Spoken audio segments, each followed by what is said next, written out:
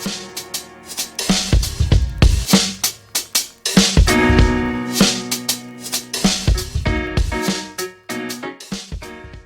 मित्र, जय मसीह की। आशा है मुझे कि आप स्वस्थ हैं, आप मस्त हैं और आप प्रभु के कार्य में व्यस्त हैं। मित्रों, आज फिर हम निर्गमन की किताब और उसके 9वें अध्याय में आ चुके हैं और ये 9वां अध्याय 5वीं विपत्ति को दिखाता है और इसमें 6ठी विपत्ति भी है और इसके अलावा 7वीं विपत्ति को भी हम देखते हैं और ये 3 विपत्ति को फिर से हम देखेंगे और हम लगातार 4 विपत्तियों को देख पाए हैं। पहली विपत्ति थी नील नदी का लहू में बदल जाना, या मूसा की प्रार्थना के द्वारा या हाथ बढ़ाने के द्वारा। आपको मालूम है कि वो नील नदी का पानी और जितने भी तालाब थे या जहाँ जहाँ भी पानी पाया गया वहाँ सब लहू बन गया था और ये जादूगर ने भी ऐसा करके दिखाया था। जादूगर हमेशा वो काम करके दिखा रहे थे जो मूसा के द्वारा परमेश्वर कर रहा था। कुछ हद तक वो कर पाए लेकिन कुछ हद तक नहीं कर पाए। हम ऐसा कहेंगे कि वो कर ही नहीं पाए। कारण एक ही है, क्योंकि परमेश्वर की जो सामर्थ्य होती है वो थोड़े दिन के लिए नहीं है, वो हमेशा की है। इसलिए प्रियो, जब हम इन विपत्तियों में परमेश्वर के कार्य को देखते हैं जो फिरौन को और फिरौन के मिस्री लोगों को दिखाना चाहता था, उसका मतलब यही था कि वो अपने लोगों को इस तरीके से निकाल ना ले जाए कि वो चुपके से ऐसा काम करे, परंतु इजरायलियों का परमेश्वर है वो ये बताना चाहता है मिस्रियों को, और मिस्रियों को दिखाना चाहता है कि मैं परमेश्वर हूं इनका, जिनको तुम तंग करते हो, जिनका तुम फायदा उठा रहे हो। आज प्रियो, आपको और हम सबका भी फायदा उठाया जाता है। संसार के लोग अपने मतलब को पूरा करने के लिए बहुत कुछ करवाने के लिए आपसे कहेंगे और आप उनके लिए प्रार्थना भी करेंगे और आप प्रार्थना भी करते हैं। ऐसा नहीं कि आप इनकार कर देते हैं। क्यों? क्योंकि आप उन्हें प्रभु के प्रेम को दिखाने की कोशिश करते हैं, लेकिन वो अपने मतलब को पूरा करने के लिए प्रभु के प्रेम को भी छोटा समझते हैं, यानी परमेश्वर के प्रेम को तुच्छ समझते हैं। प्रियो, ऐसे बहुत से लोगों को देखा है। इसलिए हम इन विपत्तियों को देखते हुए परमेश्वर की महिमा को देखते हैं कि उसने मिस्र में वो कार्य किए जो मिस्र वासियों ने कभी देखे नहीं थे और इजरायलियों ने भी नहीं देखे थे। अब्राहम, इसहाक, याकूब वो ही इन चीज़ों को देख पाए थे और वो परमेश्वर की सामर्थ को जानते थे, जैसे कि यूसुफ परमेश्वर की सामर्थ को जानता था उन दिनों में। अब इजरायलियों को भी जानना था कि परमेश्वर अपने लोगों के लिए क्या क्या कर सकता है, जैसे कि परमेश्वर ने किया। दूसरी विपत्ति को हम देखते हैं, मेंढकों का आक्रमण था, जहां पर मेंढकों ने पूरे मिस्र को भर दिया था। यहां तक कि फिरौन के बिस्तरे पर भी मेंढक थे, उसके घर में, उसके किचन में, उसके हर मंत्री के घर में, और पूरा मिस्र देश मेंढकों से भर गया था। ये दूसरी विपत्ति थी। तीसरी विपत्ति थी कुटकुइयों का झुंड जो उसके देश पर आ गया था, उसका आक्रमण हुआ था। फिर डांसों का झुंड था, डांसों ने की खेती को बिगाड़ दिया था। चौथा ये विपत्ति थी, चौथी, जो डांसों की झुंड के कारण बनकर आई थी। और यहां पर फिरौन थोड़ा सा हलीम हुआ इस चौथी विपत्ति में। उसने कहा तुम जाओ बलिदान करो, इसी देश के अंदर करो। लेकिन फिरौन को परमेश्वर के दास मूसा ने इस प्रकार से कहा, नहीं, यहां हम ये काम नहीं करेंगे। थोड़ा सा और हलीम हुआ, उसने कहा जाओ बलिदान करो जंगल में, केवल बहुत दूर ना जाना, नजदीक ही रहना, क्योंकि अगर वो दूर चले गए तो फिर उनके लिए मुश्किल हो जाएगा कि इनको वापस ले जाना या वापस लौटा ले जाना। तो प्रियो, वो रोकने की भी कोशिश करता है, जाने देने का भी लिए कहता है, कारण विपत्तियां उसे मजबूर करती कि नहीं जाने दिया जाए, लेकिन बाद में जैसी विपत्ति से उसे छुटकारा मिलता है तुरंत उसका मन बदल जाता है। जैसे कि परमेश्वर ने कहा, मैं उसके हृदय को कठोर करूंगा। कई बार आप भी अपने हृदय को ऐसा कठोर करते हैं, आपको लगता है कि आप अपने आप से कर रहे हैं, परंतु याद रखना उसके पीछे किसी और का भी हाथ हो सकता है। जैसे कि फिरौन के पीछे परमेश्वर का हाथ है, ताकि वो उसे सजा दे, ताकि उसे दिखाए मैं परमेश्वर हूं। परमेश्वर चाहता तो अपने इस्राएलियों को, इब्रियों को वो ऐसे निकाल के ले जाता, लेकिन नहीं, वो सामना करते हुए, फिरौन को दिखाते हुए, मिस्रियों को दिखाते हुए, ये कहते हुए कि मैं परमेश्वर हूं, इब्रियों का परमेश्वर हूं, और वो अपनी सामर्थ उनमें दिखा रहा था। और इजरायलियों को भी पूरा भरोसा परमेश्वर के ऊपर करना था, लेकिन इजरायली डरे हुए थे, वो पूरा विश्वास नहीं कर पाते थे। जैसे कि मूसा का पूरा विश्वास था, हारून का विश्वास था, लेकिन इजरायलियों का विश्वास नहीं था। आप पूछेंगे क्यों नहीं था? क्योंकि वो डरे हुए थे, क्योंकि उनका जैसे ही उन्हें छुटकारा के लिए कहा जाता या उन्हें जंगल में जाने के लिए बोला जाता, तुरंत फिरौन की ओर से उन पर विपत्तियां आती या उनके काम को बढ़ा दिया जाता। जैसे कि आप जानते, पुआल नहीं दिया जाना, ईंटों की गिनती कम ना हो जाना, जितनी पहले बनाते थे पुआल के साथ उतनी आप पुआल इकट्ठा करके खुद ही उतनी ईंटों की गिनती को पूरा करना। तो ये उनकी काम को बढ़ावा देना और उनको मार पड़ना, उनके सरदारों के ऊपर उन्हें मारना, उन्हें ताड़ना देना। तो इस तरीके से वो इस बातों का सामना कर रहे थे। तो आज प्रियो, हम 5वीं विपत्ति को देखते हैं, जहां पर लिखा है पशुओं की मौत है।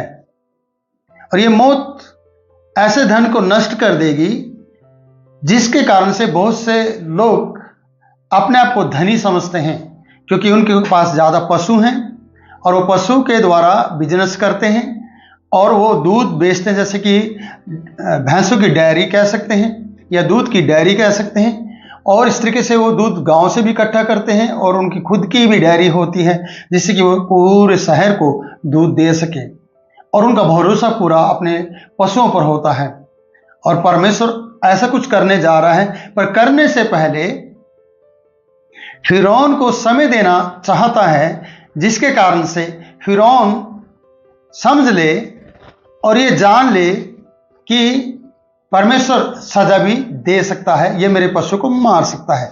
तो परमेश्वर कभी भी जल्दबाजी में काम नहीं करता है। हम अब इस अध्याय को पढ़ना शुरू करते हैं। ये 9 अध्याय हैं और 9 अध्याय का पहला पद मैं आपके लिए पढ़ना चाहूंगा। यहां पर इस प्रकार से लिखा है, फिर यहोवा ने मूसा से कहा, फिरौन के पास जाकर कह दे, इब्रियों का परमेश्वर यहोवा तुझसे इस प्रकार कहता है, मेरी प्रजा के लोगों को जाने दे कि मेरी उपासना करें। हर बार मूसा के द्वारा यही बात फिरौन को कही जाती है।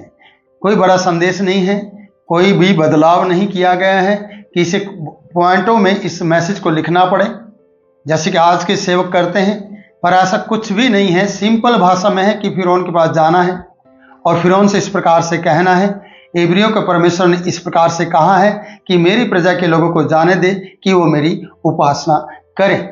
दूसरा पद को हम पढ़ेंगे, और यदि तू जाने ना देगा और उन्हें पकड़े रहें तो सुन, तेरे घोड़े जो तेरे घोड़े हैं और गधे, ऊंट, गाय, बैल, भेड़, बकरी आदि पशु मैदान में हैं, उन पर यहोवा का हाथ ऐसा पड़ेगा कि बहुत भारी मरी होगी।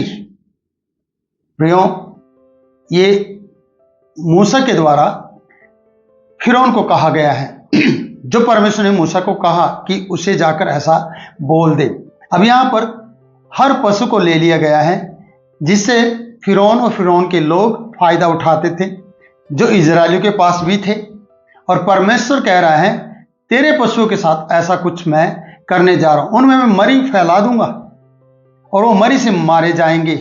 यदि तू मेरे लोगों को पकड़े रहेगा, यदि तू मेरे लोगों को जाने नहीं देगा, तो याद रखना और सावधान रहना इस बात के लिए कि मैं परमेश्वर हूं। और मूसा परमेश्वर के संदेश को फिरौन तक ले जाता है और फिरौन को मौका मिलता है इस बात के लिए कि वो बदले और परमेश्वर की आराधना करे और परमेश्वर से माफ़ी मांगे और परमेश्वर के लोगों को जाने दे और आज्ञा दे कि वो जाए।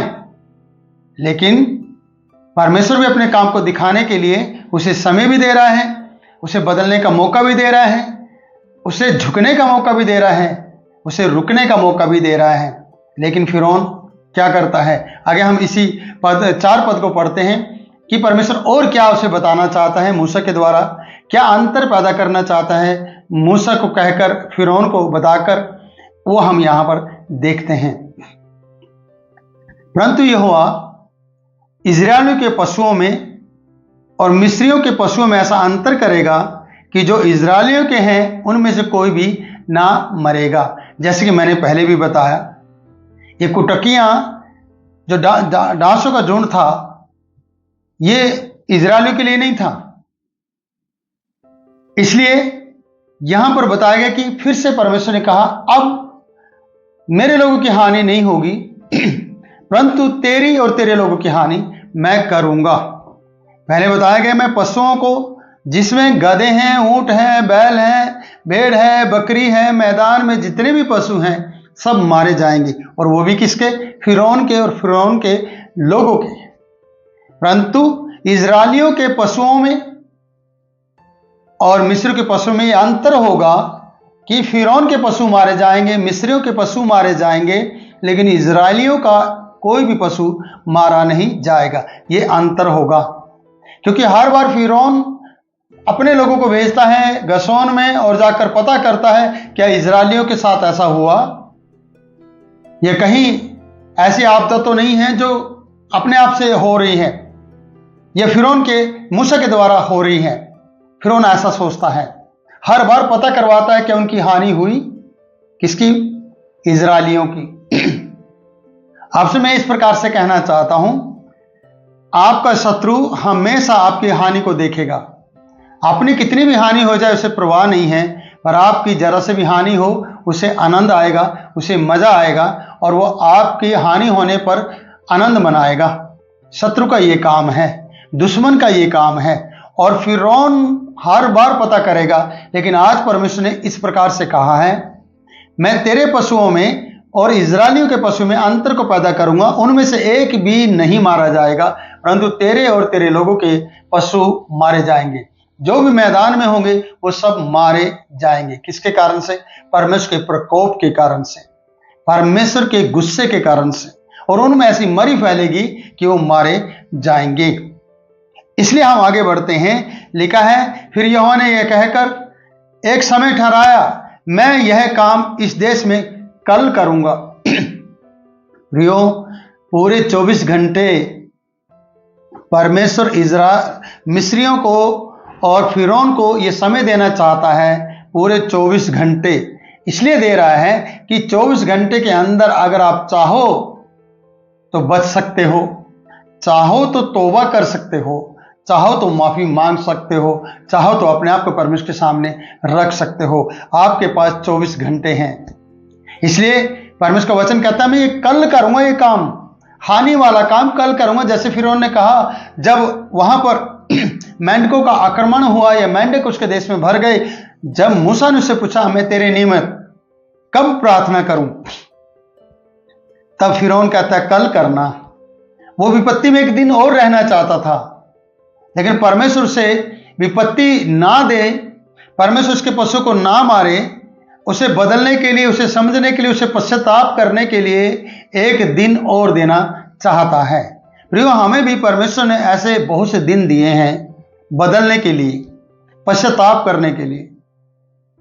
परमेश्वर कहता है, ये विपत्ति मैं आज नहीं कल करूंगा। इसका मतलब ये जो समय हमें मिला है, इसमें हमें परमेश्वर के सामने झुक जाना चाहिए और प्रार्थना करना चाहिए, इसलिए कि परमेश्वर वो विपत्ति हम पर ना लेकर आए। और फिरौन वासी बदल सकते थे, लेकिन बहुत से लोग वहां पर नहीं बदले। परमेश्वर का डर उन्होंने नहीं माना, और परमेश्वर ने एक दिन उन्हें एक्स्ट्रा दिया। इसलिए दिया कि मैं तुरंत, जैसे कहा, मैं तुरंत नहीं करूंगा, क्योंकि बहुत सी बातें ऐसी हुई कि धूली उठाई और आसमान में उड़ा दी और कुटक्कियां बन गई। वो तुरंत हुआ कार्य है।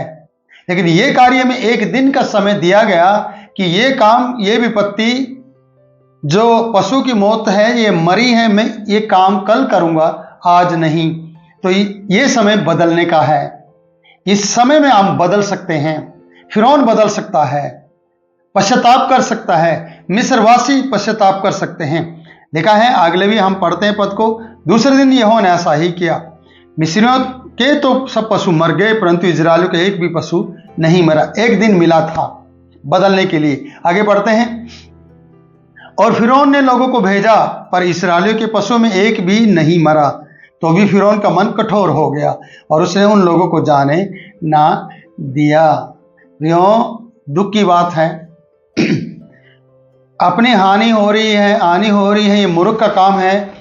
और ढिठाई का पाप जिसके जीवन में होता है, जो ढीठ बन जाते हैं, वो हानि पर हानि अपने जीवन में करवाते रहते हैं और उनकी हानि होती रहती है। उनका नुकसान पे नुकसान होता चला जाता है और वो नुकसान में अपना समय बिताते हैं और उनकी बहुत हानि हो जाती है। क्यों? क्योंकि वो बदलना नहीं चाहते। और फिरौन ने अपने मन को कठोर कर लिया और उन लोगों को जाने नहीं दिया। परंतु परमेश्वर ने एक दिन उन्हें बदलने के लिए दिया था। लेकिन आप विपत्ति में एक दिन और गुजारना चाहते हैं, जैसे कि मेंढकों के साथ रहना, और परमेश्वर विपत्ति देने से पहले आपको एक दिन एक्स्ट्रा दे रहा है कि आप अभी भी बदल जाओ। आपके पास 24 घंटे हैं बदलने के लिए, पश्चाताप करने के लिए। लेकिन हम पश्चाताप करना ही नहीं चाहते हैं। तो प्रियो, यहाँ से इस 5वीं विपत्ति से हम इस बात को सीखते हैं, परमेश्वर ने आपको समय दिया है पश्चाताप करने के लिए, बदलने के लिए, जैसे कि फिरौन के वासियों को दिया। और परमेश्वर ने अंतर को भी समझाया कि इजरायलियों के एक भी पशु नहीं मरेगा, परंतु तेरे पशु जो भी मैदान में पाए जाएंगे वो मर जाएंगे, मरी फैलेगी उन पर। लेकिन वो सुधरने के लिए तैयार नहीं था। हम अपने जीवन में भी इसी प्रकार से अपने जीवन को बना लेते हैं। प्रियो, वचन सुनते हैं, लेकिन हमारा वचन शैतान चुरा कर ले जाता है, या हम ढीठ बन जाते हैं। हम उस वचन पर चलने की कोशिश नहीं करते हैं।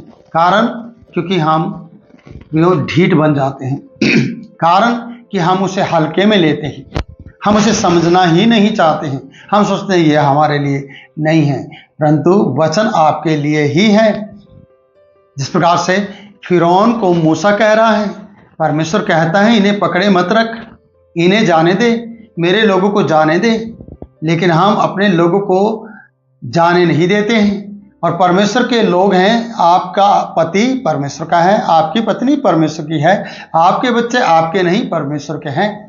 यीशु मसीह ने खुद कहा, हे लोगों, बालकों को मेरे पास आने दो, इन्हें मना ना करो, क्योंकि स्वर्ग का राज्य ऐसो ही का है। फिरौन ने परमेश्वर के लोगों को पकड़ा है, आज आराधना प्रार्थना करने वाले लोगों को आपने पकड़ा है। आप खुद परमेश्वर के आराधनालय में आना नहीं चाहते और उन्हें आने देना नहीं चाहते हैं। पिछली वीडियो में मैंने कहा था, बहुत से लोग घर के अंदर फिरौन बन गए हैं। वो इसलिए बन गए हैं कि वो कहते कि यहीं पर प्रार्थना करो। जैसे कि यहाँ पर डांसों का जब झुंड आए, तब फिरौन ने भी कहा ज्यादा दूर मत जाओ, मेरे देश में ही प्रार्थना करो, आराधना करो।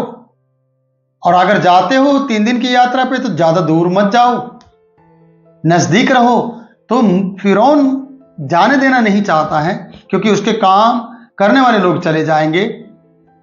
उसको जो फायदा हो रहा है इजरायलियों से, वो खत्म हो जाएगा, उसे हानि हो जाएगी।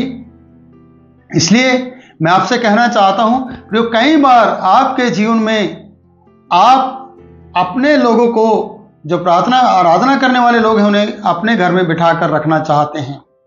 आप अपनी पत्नी को रोकते होंगे, या पत्नी अपने पति को रोक देती होगी, या माँ बाप बच्चों को बोलेंगे यहीं रहो, और हम होकर आ जाएंगे प्रार्थना करके।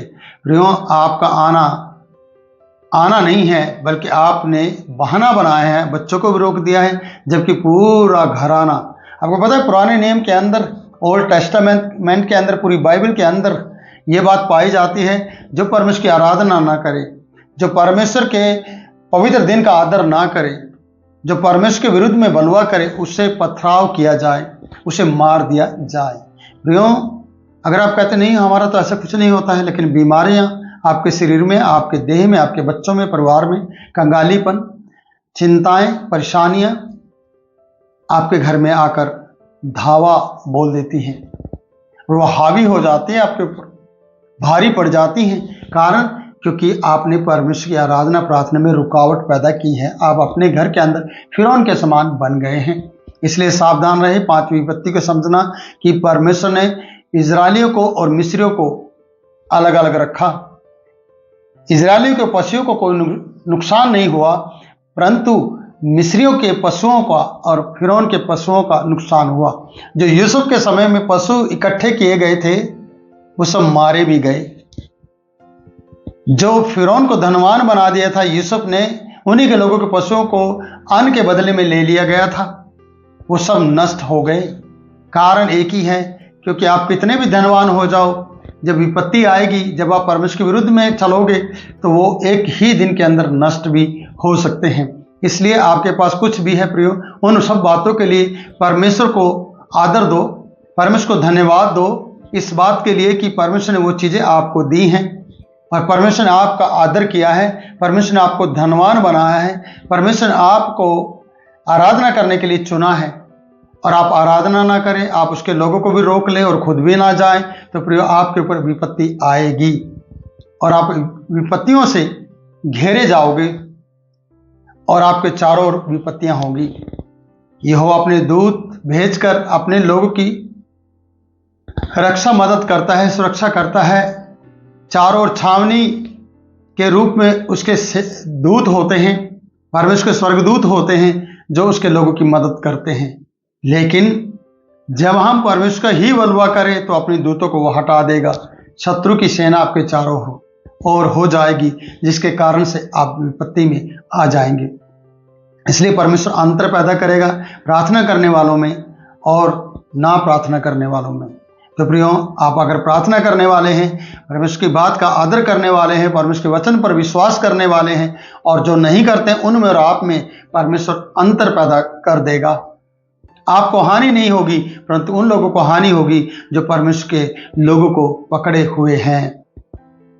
तो प्रियो, आज इस वचन से सीखिएगा और इस वीडियो को लाइक करिएगा और इस वीडियो को शेयर करिएगा। हमारे चैनल को सब्सक्राइब करिए और आप अपनी प्रार्थनाओं में हमें याद रखिएगा, और चाहो तो आप अपना अनुदान भेजकर हमारी मदद करें, जिसकी ये सेवा दिन प्रतिदिन बढ़ती जाए।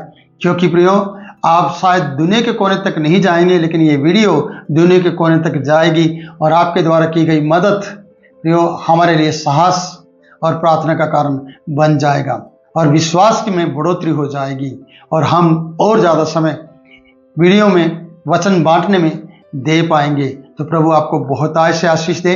फिर मिलूंगा नई बात के साथ, तब तक के लिए मैं आपसे इजाज़त चाहता हूँ। जय मसीह की।